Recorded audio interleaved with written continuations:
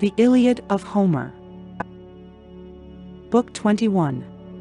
The fight between Achilles and the river Scamander. The gods fight among themselves. Achilles drives the Trojans within their gates.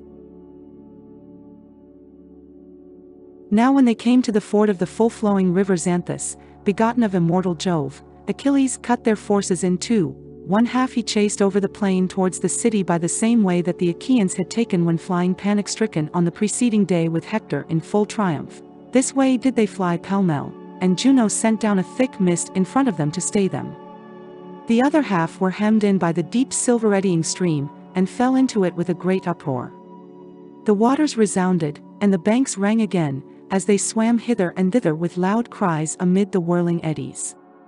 As locusts flying to a river before the blast of a grass fire, the flame comes on and on till at last it overtakes them and they huddle into the water. Even so was the eddying stream of Xanthus filled with the uproar of men and horses, all struggling in confusion before Achilles.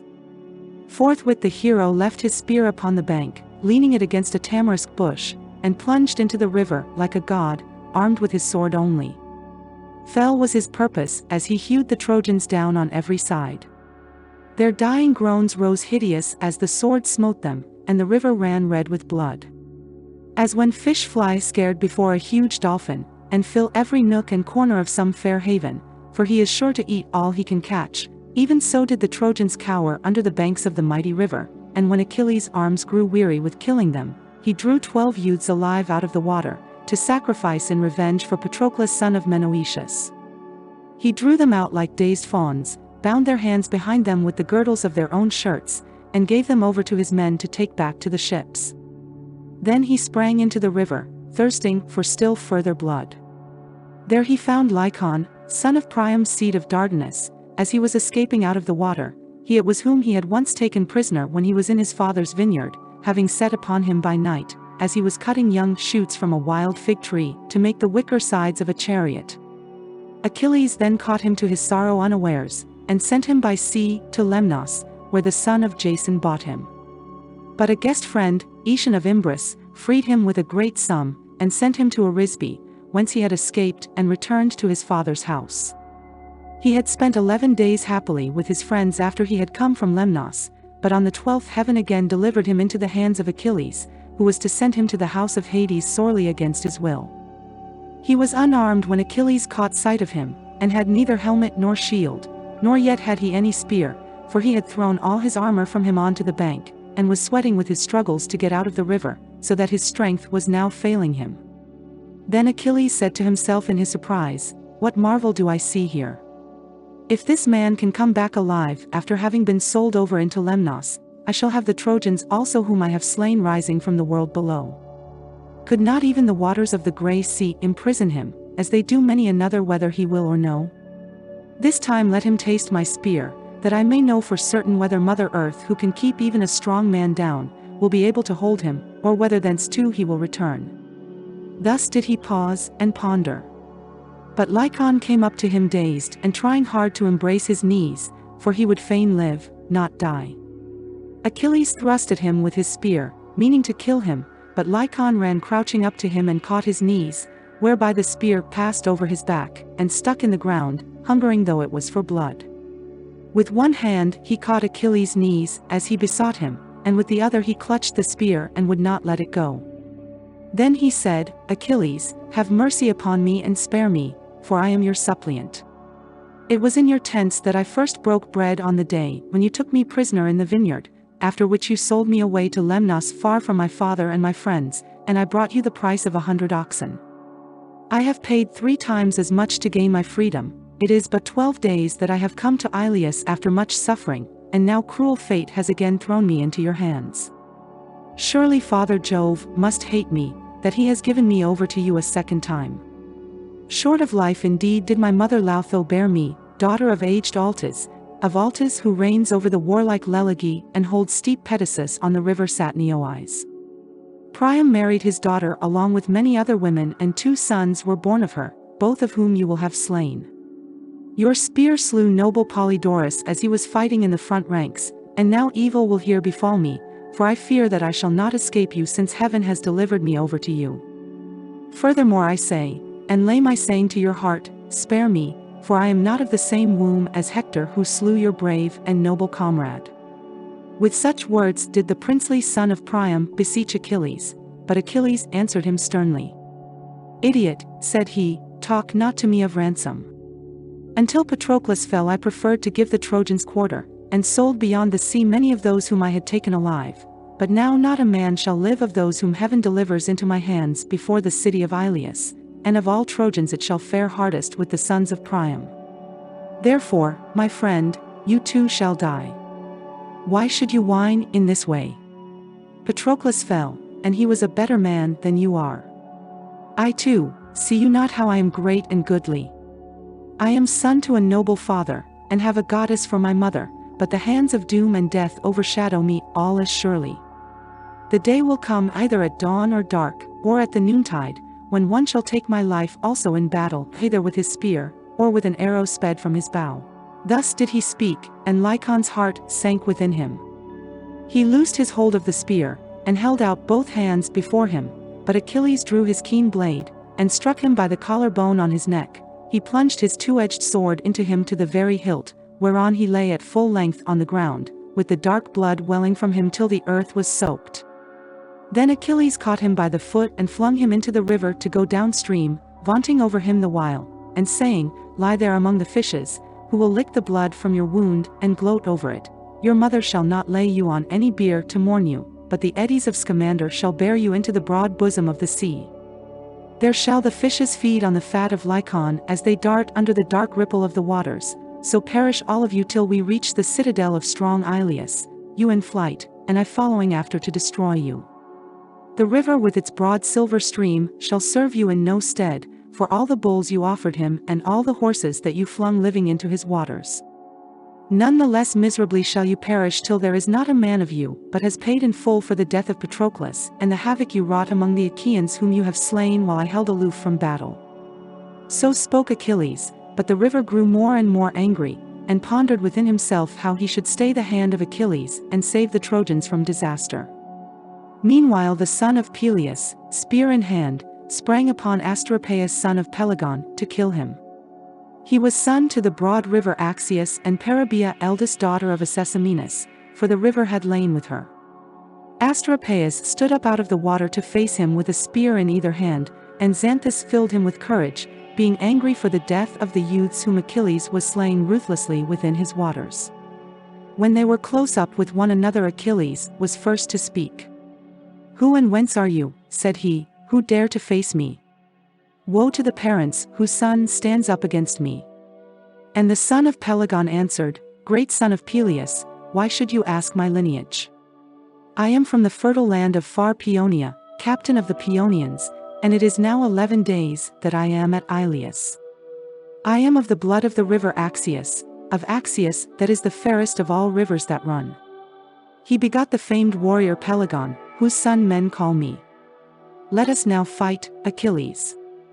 Thus did he defy him, and Achilles raised his spear of Pelian ash.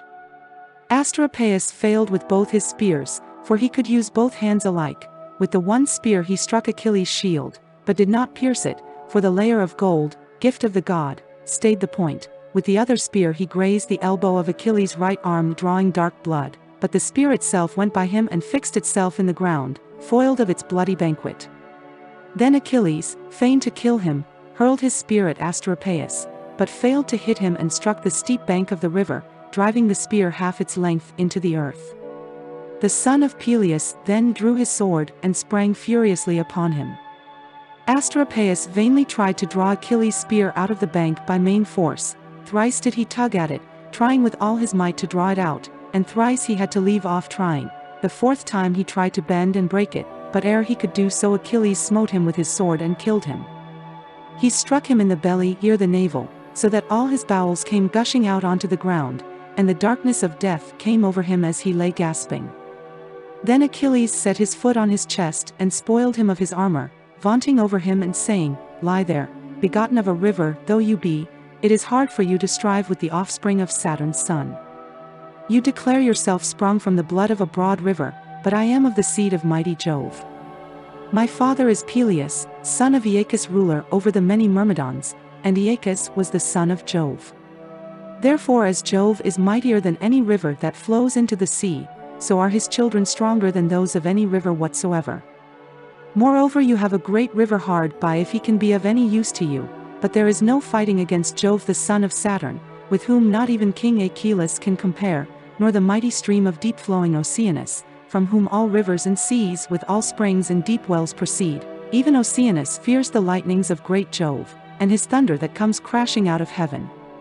With this he drew his bronze spear out of the bank, and now that he had killed Asteropaeus, he let him lie where he was on the sand, with the dark water flowing over him and the eels and fishes busy nibbling and gnawing the fat that was about his kidneys. Then he went in chase of the Paeonians, who were flying along the bank of the river in panic when they saw their leader slain by the hands of the son of Peleus.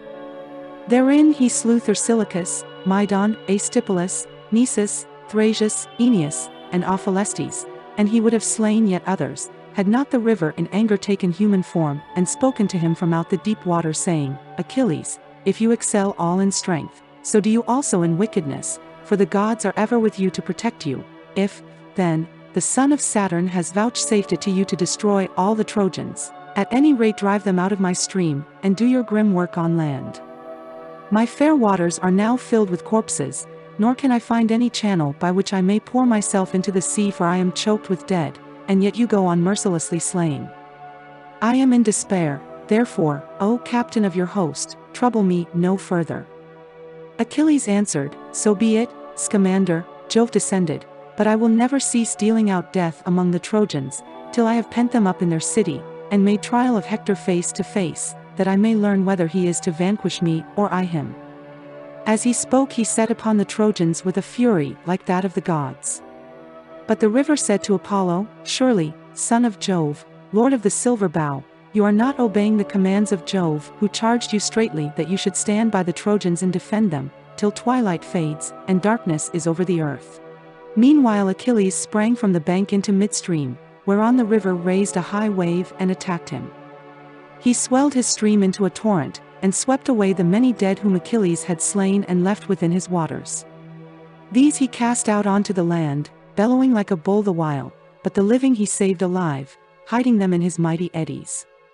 The great and terrible wave gathered about Achilles, falling upon him and beating on his shield, so that he could not keep his feet. He caught hold of a great elm tree, but it came up by the roots, and tore away the bank, damming the stream with its thick branches and bridging it all across, whereby Achilles struggled out of the stream, and fled full speed over the plain, for he was afraid.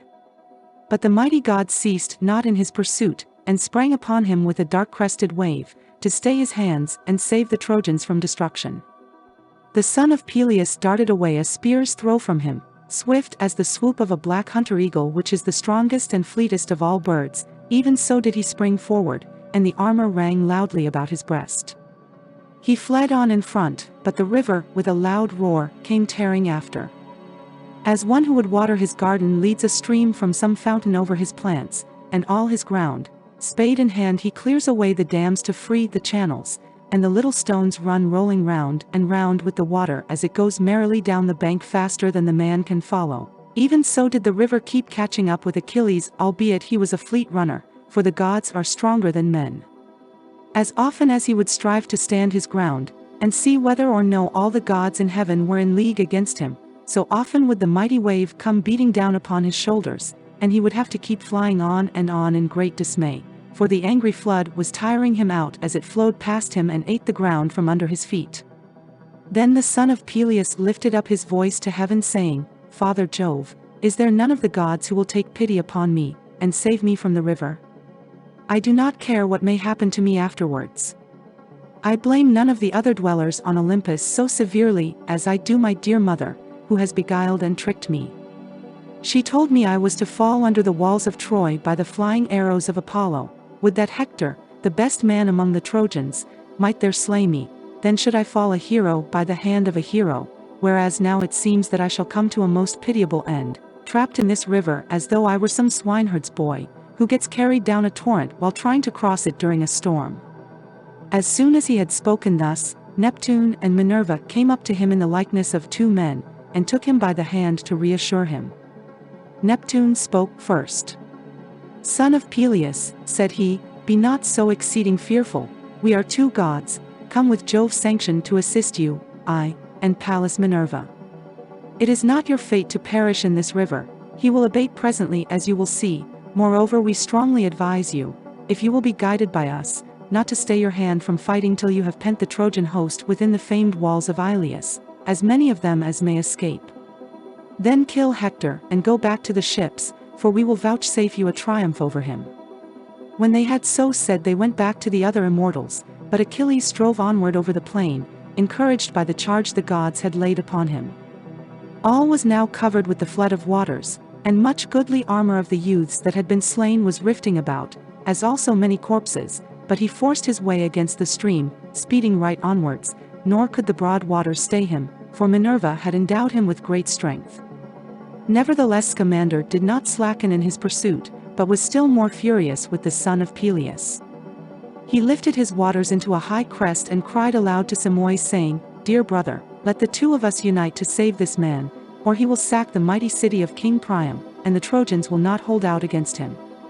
Help me at once, fill your streams with water from their sources, rouse all your torrents to a fury, raise your wave on high, and let snags and stones come thundering down you that we may make an end of this savage creature who is now lording it as though he were a god. Nothing shall serve him longer, not strength, nor comeliness, nor his fine armor, which forsooth shall soon be lying low in the deep waters, covered over with mud. I will wrap him in sand, and pour tons of shingle round him, so that the Achaeans shall not know how to gather his bones for the silt in which I shall have hidden him, and when they celebrate his funeral they need build no barrow." On this he upraised his tumultuous flood high against Achilles, seething as it was with foam and blood and the bodies of the dead. The dark waters of the river stood upright and would have overwhelmed the son of Peleus, but Juno, trembling lest Achilles should be swept away in the mighty torrent, lifted her voice on high and called out to Vulcan her son.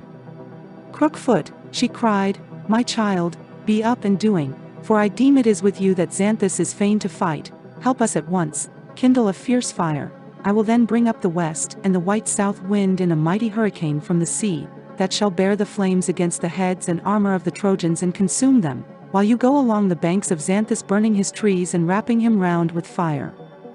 Let him not turn you back neither by fair words nor foul, and slacken not till I shout and tell you. Then you may stay your flames." On this Vulcan kindled a fierce fire, which broke out first upon the plain and burned the many dead whom Achilles had killed and whose bodies were lying about in great numbers. By this means the plain was dried and the flood stayed. As the north wind, blowing on an orchard that has been sodden with autumn rain, soon dries it, and the heart of the owner is glad, even so the whole plain was dried and the dead bodies were consumed. Then he turned tongues of fire onto the river. He burned the elms, the willows and the tamarisks, the lotus also, with the rushes and marshy herbage that grew abundantly by the banks of the river. The eels and fishes that go darting about everywhere in the water, these, too, were sorely harassed by the flames that cunning Vulcan had kindled, and the river himself was scalded, so that he spoke saying, "Vulcan, there is no god can hold his own against you. I cannot fight you when you flare out your flames in this way, strive with me no longer. Let Achilles drive the Trojans out of their city immediately. What have I to do with quarreling and helping people?" He was boiling as he spoke, and all his waters were seething. As a cauldron upon a large fire boils when it is melting the lard of some fatted hog, and the lard keeps bubbling up all over when the dry faggots blaze under it, even so were the goodly waters of Xanthus heated with the fire till they were boiling. He could flow no longer but stayed his stream, so afflicted was he by the blasts of fire which cunning Vulcan had raised. Then he prayed to Juno and besought her saying, "Juno, why should your son vex my stream with such a special fury? I am not so much to blame as all the others are who have been helping the Trojans. I will leave off, since you so desire it, and let your son leave off also. Furthermore I swear never again will I do anything to save the Trojans from destruction, not even when all Troy is burning in the flames which the Achaeans will kindle." As soon as Juno heard this she said to her son Vulcan, "Son Vulcan, hold now your flames, we ought not to use such violence against a god for the sake of mortals." When she had thus spoken Vulcan quenched his flames, and the river went back once more into his own fair bed. Xanthus was now beaten, so these two left off fighting, for Juno stayed them though she was still angry, but a furious quarrel broke out among the other gods, for they were of divided counsels. They fell on one another with a mighty uproar, earth groaned, and the spacious firmament rang out as with a blare of trumpets. Jove heard as he was sitting on Olympus, and laughed for joy when he saw the gods coming to blows among themselves. They were not long about beginning, and Mars, piercer of shields, opened the battle. Sword in hand, he sprang at once upon Minerva, and reviled her. "Why, vixen," said he, "have you again set the gods by the ears in the pride and haughtiness of your heart? Have you forgotten how you set Dium son of Tydeus on to wound me, and yourself took visible spear and drove it into me to the hurt of my fair body?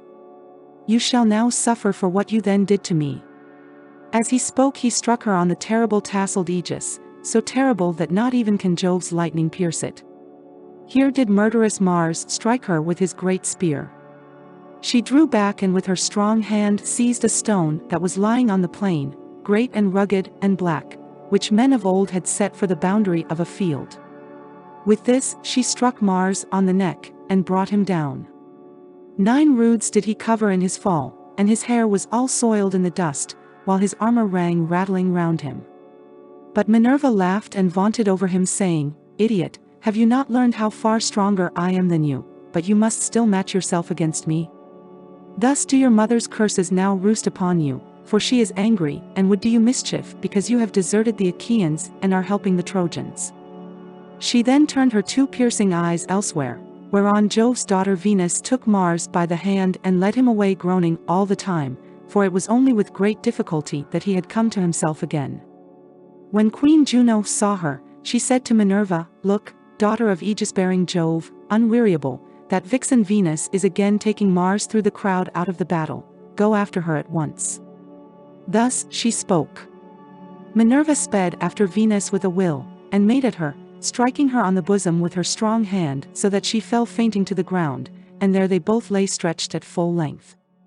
Then Minerva vaunted over her, saying, "May all who help the Trojans against the Argives prove just as redoubtable and stalwart as Venus did when she came across me while she was helping Mars. Had this been so, we should long since have ended the war by sacking the strong city of Ilias." Juno smiled as she listened. Meanwhile King Neptune turned to Apollo, saying, "Phoebus, why should we keep each other at arm's length? It is not well, now that the others have begun fighting. It will be disgraceful to us if we return to Jove's bronze-floored mansion on Olympus without having fought each other. Therefore come on, you are the younger of the two, and I ought not to attack you, for I am older and have had more experience." "Idiot, you have no sense, and forget how we two alone of all the gods fared hardly round about Ilias when we came from Jove's house and worked for Laomedon a whole year at a stated wage, and he gave us his orders. I built the Trojans the wall about their city, so wide and fair that it might be impregnable, while you, Phoebus, herded cattle for him in the dales of many-valleyed Ida. When, however, the glad hours brought round the time of payment, mighty Laomedon robbed us of all our hire and sent us off with nothing but abuse. He threatened to bind us hand and foot and sell us over into some distant island. He tried, moreover, to cut off the ears of both of us, so we went away in a rage, furious about the payment he had promised us, and yet withheld. In spite of all this, you are now showing favor to his people, and will not join us in compassing the utter ruin of the proud Trojans with their wives and children." And King Apollo answered, "Lord of the earthquake, you would have no respect for me if I were to fight you about a pack of miserable mortals, who come out like leaves in summer and eat the fruit of the field, and presently fall lifeless to the ground. Let us stay this fighting at once and let them settle it among themselves." He turned away as he spoke, for he would lay no hand on the brother of his own father. But his sister the huntress Diana, patroness of wild beasts, was very angry with him and said, "So you would fly, Fardarter, and hand victory over to Neptune with a cheap vaunt to boot? Baby, why keep your bow thus idle? Never let me again hear you bragging in my father's house, as you have often done in the presence of the immortals, that you would stand up and fight with Neptune." Apollo made her no answer, but Jove's august queen was angry and upbraided her bitterly. "Bold vixen," she cried, "how dare you cross me thus? For all your bow, you will find it hard to hold your own against me. Jove made you as a lion among women, and lets you kill them whenever you choose. You will find it better to chase wild beasts and deer upon the mountains than to fight those who are stronger than you are. If you would try war, do so, and find out by pitting yourself against me, how far stronger I am than you are." She caught both Diana's wrists with her left hand as she spoke, and with her right she took the bow from her shoulders, and laughed as she beat her with it about the ears while Diana wriggled and writhed under her blows. Her swift arrows were shed upon the ground, and she fled weeping from under Juno's hand as a dove that flies before a falcon to the cleft of some hollow rock, when it is her good fortune to escape. Even so did she fly weeping away, leaving her bow and arrows behind her. Then the slayer of Argus, guide and guardian, said to Leto, "Leto, I shall not fight you. It is ill to come to blows with any of Jove's wives. Therefore boast as you will among the immortals that you worsted me in fair fight." Leto then gathered up Diana's bow and arrows that had fallen about amid the whirling dust, and when she had got them she made all haste after her daughter. Diana had now reached Jove's bronze-floored mansion on Olympus, and sat herself down with many tears on the knees of her father, while her ambrosial raiment was quivering all about her.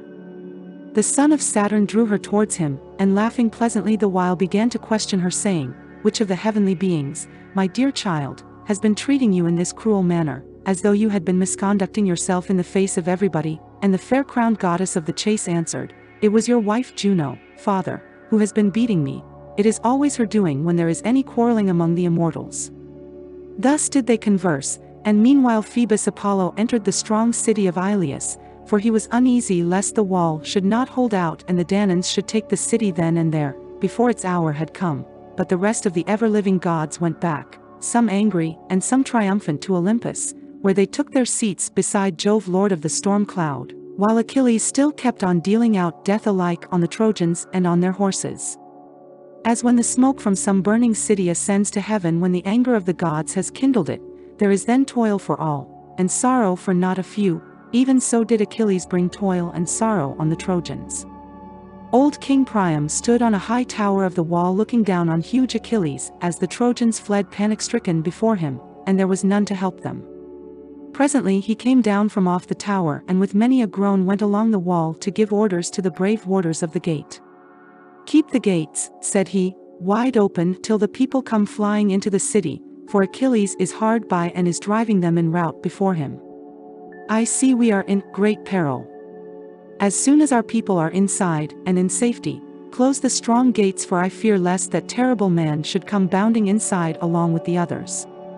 As he spoke they drew back the bolts and opened the gates, and when these were opened there was a haven of refuge for the Trojans. Apollo then came full speed out of the city to meet them and protect them. Right for the city and the high wall, parched with thirst and grimy with dust, still they fight on, with Achilles wielding his spear furiously behind them. For he was as one possessed, and was thirsting after glory. Then had the sons of the Achaeans taken the lofty gates of Troy if Apollo had not spurred on Agenor, valiant and noble son to Antenor. He put courage into his heart, and stood by his side to guard him, leaning against a beech tree and shrouded in thick darkness. When Agenor saw Achilles, he stood still and his heart was clouded with care. "Alas," said he to himself in his dismay, "if I fly before mighty Achilles, and go where all the others are being driven in rout, he will none the less catch me and kill me for a coward. How would it be were I to let Achilles drive the others before him, and then fly from the wall to the plain that is behind Ilius till I reach the spurs of Ida and can hide in the underwood that is thereon? I could then wash the sweat from off me in the river and in the evening return to Ilius. But why commune with myself in this way? Like enough he would see me as I am hurrying from the city over the plain, and would speed after me till he had caught me. I should stand no chance against him, for he is mightiest of all mankind. What, then, if I go out and meet him in front of the city? His flesh too, I take it, can be pierced by pointed bronze. Life is the same in one and all, and men say that he is but mortal despite the triumph that Jove son of Saturn vouchsafes him." So saying he stood on his guard and awaited Achilles, for he was now fain to fight him. As a leopardess that bounds from out a thick covert to attack a hunter, she knows no fear and is not dismayed by the baying of the hounds, even though the man be too quick for her and wound her either with thrust or spear. Still, though the spear has pierced her, she will not give until she has either caught him in her grip or been killed outright. Even so did noble Agenor son of Antenor refuse to fly till he had made trial of Achilles, and took aim at him with his spear, holding his round shield before him and crying with a loud voice. "Of a truth," said he, "noble Achilles, you deem that you shall this day sack the city of the proud Trojans. Fool, there will be trouble enough yet before it, for there is many a brave man of us still inside who will stand in front of our dear parents with our wives and children, to defend Ilias. Here therefore, huge and mighty warrior though you be, here shall you die." As he spoke, his strong hand hurled his javelin from him, and the spear struck Achilles on the leg beneath the knee. The greave of newly wrought tin rang loudly, but the spear recoiled from the body of him whom it had struck, and did not pierce it, for the god's gift stayed it. Achilles in his turn attacked noble Agenor, but Apollo would not vouchsafe him glory, for he snatched Agenor away, and hid him in a thick mist, sending him out of the battle unmolested. Then he craftily drew the son of Peleus away from going after the host, for he put on the semblance of Agenor and stood in front of Achilles, who ran towards him to give him chase and pursued him over the corn lands of the plain, turning him towards the deep waters of the river Scamander. Apollo ran but a little way before him and beguiled Achilles by making him think all the time that he was on the point of overtaking him. Meanwhile the rabble of routed Trojans was thankful to crowd within the city till their numbers thronged it. No longer did they dare wait for one another outside the city walls, to learn who had escaped and who were fallen in fight, but all whose feet and knees could still carry them poured pell-mell into the town.